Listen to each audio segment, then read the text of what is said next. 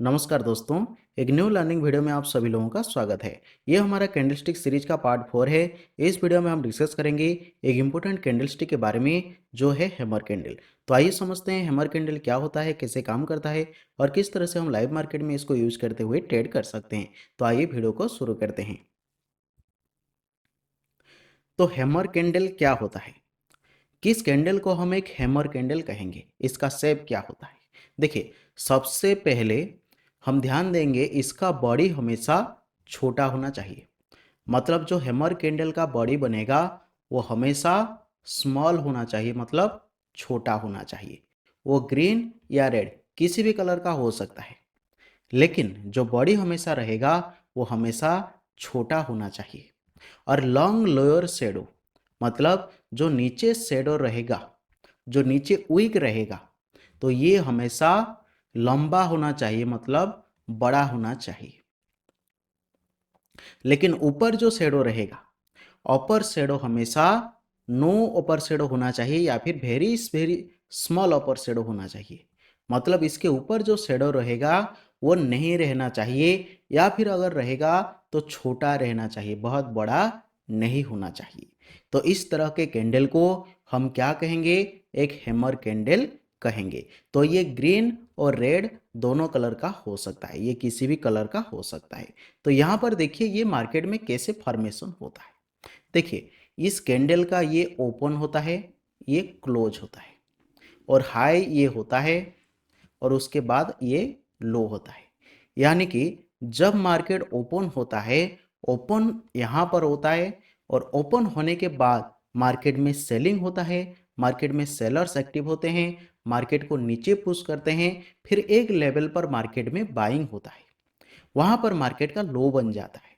उसके बाद मार्केट में बायर्स का डोमिनेंस बढ़ने लगता है, बायर्स मार्केट में बाइंग करने लगते हैं, मार्केट में बाइंग प्रेशर क्रिएट होता है और मार्केट ऊपर बढ़ने लगता है।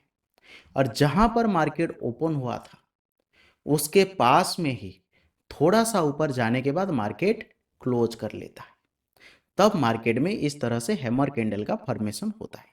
तो एक रेड हैमर कैंडल कैसे फॉर्मेशन होता है, रेड हैमर कैंडल का ये ओपन होता है, ये क्लोज होता है, ये लो होता है और ये हाई होता है। इसका क्या मतलब होता है, जहां पर मार्केट ओपन होता है, ओपन होने के बाद मार्केट में स्ट्रांग सेलिंग होता है, मार्केट नीचे आता है, फिर एक लेवल पर जब मार्केट में लो का फॉर्मेशन होता है, उसके बाद मार्केट में बायर्स का एंट्री होता है, मार्केट तेजी से ऊपर बढ़ने लगता है, और जहां पर मार्केट ओपन हुआ था उसके आसपास ही मार्केट क्लोज करता है। तो हो सकता है यहाँ पर ये भी हो सकता है, जैसे मार्केट थोड़ा सा ऊपर जाने के बाद, अगर मार्केट ऊपर भी जाता है, ऊपर जाने के बाद अगर मार्केट हाई फॉर्मेशन करता है, तो उसके बाद भी मार्केट में फिर से सेलिंग होता है और मार्केट नीचे आकर इस लेवल पर क्लोज करता है। तो यहाँ पर अगर मार्केट ओपन होता है, ओपन होने के बाद ऊपर जाता है, फिर नीचे आता है, फिर ऊपर जाकर क्लोज करता है, या फिर मार्केट यहाँ पर ओपन होता है, ओपन होने के बाद नीचे आता है, फिर ऊपर जाता है, फिर नीचे आकर इस तरह से क्लोज करता है, ये इसी तरह से भी मार्केट हो सकता है। लेकिन यहाँ पर एक चीज हमें ध्यान देना चाहिए कि यहाँ पर मार्केट में पहले बहुत ज़्यादा सेलिंग होता है, और उसी सेलिंग को काउंटर करते हुए मार्केट में बायर्स का एंट्री होता है, और मार्केट ऊपर जाकर हायर लेवल पर मार्केट क्लोज करता है। तो यहाँ पर मार्केट में पहले सेलर्स एक्टिवेट हुए थे, मार्केट में पहले सेलिंग हुआ था, और उसके बाद मार्केट में बाइंग हुआ और मार्केट ऊपर जाकर हायर लेवल पर क्लोज किया। तो हैमर कैंडल हमें मार्केट में क्या दर्शाता है, ये दर्शाता है कि बायर्स ने मार्केट में कंट्रोल ले लिए हैं।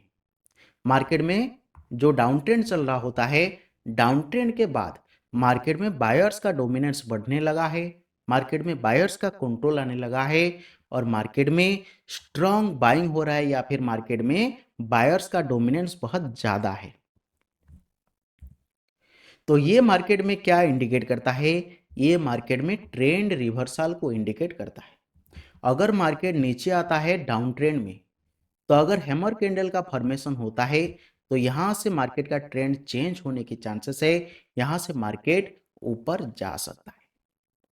अगर मार्केट अगर सपोर्ट लेवल पर इस तरह से हैमर कैंडल का फॉर्मेशन होता है तो ये और भी स्ट्रॉन्ग सिग्नल देता है। यानी कि मार्केट अगर नीचे फॉल करता है और फॉल करने के बाद एक सपोर्ट एरिया पर अगर इस तरह से हैमर कैंडल का फॉर्मेशन होता है तो ये और भी स्ट्रॉन्ग माना जाता है और उसके बाद मार्केट ऊपर जाने की चांसेस होता है। तो इसके बाद अगर हम ट्रेड करना चाहते हैं तो ट्रेड कैसे करेंगे? अगर उसके बाद हम कंफर्मेशन का इंतजार करेंगे। अगर मार्केट में उसके बाद एक बुलिश कैंडल का फॉर्मेशन होता है, इसके ऊपर मार्केट निकल जाता है, तो ये मार्केट में बुलिश सिग्नल हो सकता है। लेकिन मार्केट अगर इसको भी ब्रेक कर देता है, इसी लो को ब्रेक करते हुए बियरिश कैंडल का फॉर्मेशन करता है या फिर रेड कैंडल का फॉर्मेशन करता है, तो ये मार्केट में फिर से सेलिंग का संकेत हो सकता है और मार्केट फिर से नीचे भी जा सकता है। तो ऐसा 100% गारंटी नहीं है कि अगर मार्केट में हैमर कैंडल का फॉर्मेशन होता है तो मार्केट ऊपर जाएगा। अगर मार्केट में बीच में हैमर कैंडल का फॉर्मेशन होता है और उसका लो मार्केट फिर से ब्रेक करता है तो मार्केट फिर से नीचे जाने की चांसेस है। अगर मार्केट नीचे आता है और सपोर्ट एरिया के आसपास कहीं पर इस तरह कैंडल का फॉर्मेशन करता है और उसके बाद मार्केट में फिर से एक ग्रीन कैंडल का फॉर्मेशन होता है तो मार्केट थोड़ा सा ऊपर जाने की चांसेस होता है। तो यहाँ पर हम लाइव मार्केट में इसको सही से देखेंगे, पहचानेंगे, मार्केट का कंडीशन देखेंगे और उसके हिसाब से हम सही डिसीजन ले पाएंगे। तो यहाँ पर हम समझते हैं मार्केट में हैमर कैंडल बनने के बाद ट्रेंड रिवर्सल कैसे होता है। यहाँ पर देखिए, मार्केट ओपन होता है, यहाँ पर मार्केट ओपन होता है, ओपन होने के बाद मार्केट में स्ट्रॉन्ग सेलिंग प्रेशर क्रिएट होता है, मार्केट तेजी से नीचे आने लगता है। उसके बाद यहाँ पर देखिए, जितना मार्केट में मोमेंटम था उसके अगले कैंडल में मार्केट में उतना मोमेंटम है नहीं। यहाँ पर इस कैंडल में जितना मार्केट में सेलिंग प्रेशर था, इस कैंडल में उतना सेलिंग प्रेशर है नहीं। उसके बाद यहाँ पर मार्केट में और भी सेलिंग प्रेशर घटने लगा। तो ये मार्केट में क्या इंडिकेट करता है, जितना मार्केट में ऊपर से सेलिंग हुआ था वो सेलिंग मार्केट में एडजस्ट होने लगा है, मार्केट में सेलिंग प्रेशर घटने लगा है। और उसके बाद आता है मार्केट में एक ग्रीन हैमर कैंडल का, और उसके बाद मार्केट में देखिए स्ट्रॉन्ग ग्रीन कैंडल क्लोज करता है। और जब मार्केट में इसी कैंडल के ऊपर जब ग्रीन कैंडल का क्लोज करता है, यहां पर इंडिकेशन होता है कि यहां से मार्केट ऊपर जाने की चांसेस है। और उसके बाद मार्केट बाइंग होता है और मार्केट ऊपर जाने लगता है। उसके बाद यहां पर देखिए, मार्केट यहां से ओपन होता है, ओपन होने के बाद ऊपर जाता है, फिर मार्केट नीचे आता है और यहां पर इसी एरिया पर मार्केट सपोर्ट का फॉर्मेशन करता है। और सपोर्ट एरिया पर यहां पर देखिए, ये मार्केट में एक हैमर कैंडल का फॉर्मेशन होता है और हैमर कैंडल के ऊपर यहां पर स्ट्रॉन्ग बाइंग होता है और मार्केट इसके ऊपर तेजी से निकलने लगता है और मार्केट ऊपर चला जाता है। तो इसी हिसाब से ये मार्केट में हो गया क्या, ये मार्केट में ट्रेंड रिवर्सल, और ये सपोर्ट के हिसाब से मार्केट में ट्रेंड रिवर्सल। तो इसी हिसाब से मार्केट में हैमर कैंडल बनने के बाद ट्रेंड रिवर्सल होने का संकेत हो सकता है। तो यहां पर देखिए, मार्केट में हैमर कैंडल बनने के बाद ट्रेंड कंटिन्यूएशन कैसे होता है। देखिए, यहां पर मार्केट में एक हैमर कैंडल का फॉर्मेशन हुआ, उसके बाद मार्केट में एक ग्रीन कैंडल का फॉर्मेशन हुआ इस कैंडल के ऊपर, जो इंडिकेट करता है यहां से मार्केट ऊपर जाने की चांसेस है। उसके बाद देखिए बीच में क्या बना, हैमर कैंडल, यानी कि बुलिश ट्रेंड कंटिन्यू हो सकता है। फिर से मार्केट में हैमर कैंडल, यानी कि फिर से मार्केट ऊपर जाने की चांसेस है। फिर से यहाँ पर हैमर कैंडल, यानी कि फिर से मार्केट ऊपर जाने की चांसेस है। फिर यहाँ पर हैमर कैंडल, यहाँ फिर मार्केट में हैमर कैंडल। तो इसी तरह से जब मार्केट हैमर कैंडल का फॉर्मेशन करता है, इसी तरह से मार्केट स्विंग का फॉर्मेशन करता है और मार्केट ट्रेंड को कंटिन्यू करने की कोशिश करता है। तो जब मार्केट में थोड़ा सा फॉल होने के बाद ऊपर जाने की कोशिश करता है, इस तरह से मार्केट स्विंग का फॉर्मेशन करता है, यहाँ पर भी हर जगह पर मार्केट में हैमर कैंडल बनने की चांसेस होता है। जब मार्केट में इस तरह का हैमर कैंडल का फॉर्मेशन होता है, ये कैंडल क्या करता है कि यहाँ से मार्केट फिर से ऊपर जाने की चांसेस है और मार्केट फिर से ऊपर जाता है। तो यहाँ पर हम इसी हिसाब से हैमर कैंडल को देखते हुए हम ट्रेड प्लान कर सकते हैं।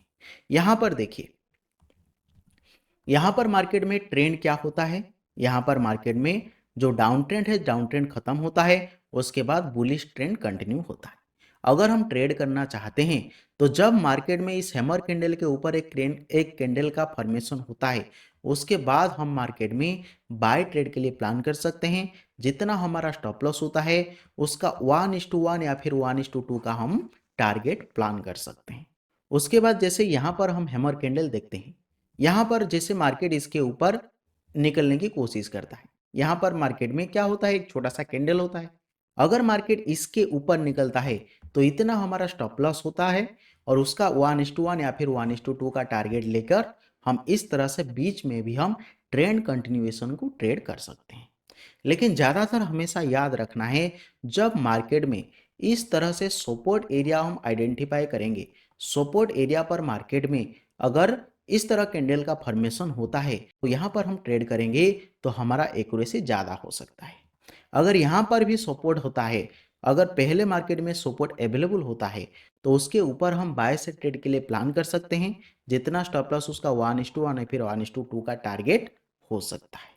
तो हमेशा याद रखना है, अगर मार्केट में सपोर्ट एरिया पर इस तरह का हैमर कैंडल का फॉर्मेशन होता है तो हम बाय साइड ट्रेड के लिए प्लान कर सकते हैं और उसके बाद जितना स्टॉप लॉस रहेगा उसका 1:1 या फिर 1:2 का टारगेट प्लान कर सकते हैं।